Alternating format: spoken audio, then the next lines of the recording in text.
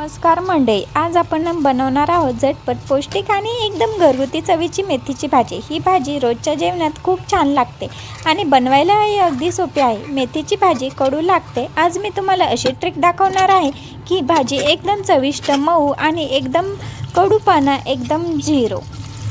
तर मी सर्वात आधी मेथीची भाजी 2 पाण्याने धुवून घेतली आहे। 2 पाण्याने धुवून घेतल्यानंतर ती मेथीची पाने चिरून त्यावर थोडं मीठ शिंपडलं आहे। ही ट्रिक वापरली की भाजीची चव दुप्पट वाढते।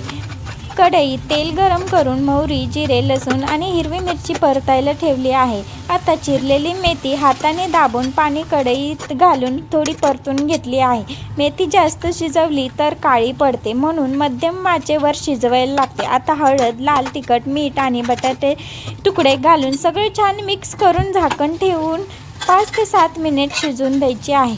भाजी शिजली की वरून शेंगदाण्याचा कूट घाला, यामुळे भाजीला अप्रतिम चव येते, टेक्स्चर येतो। गरमागरम मेथीची भाजी पोळी, भाकरी किंवा गरमागरम भातासोबत एकदम मस्त लागते। जर तुम्हाला ही रेसिपी आवडली असेल तर व्हिडिओला लाईक करा, चॅनलला सबस्क्राईब करा आणि कमेंट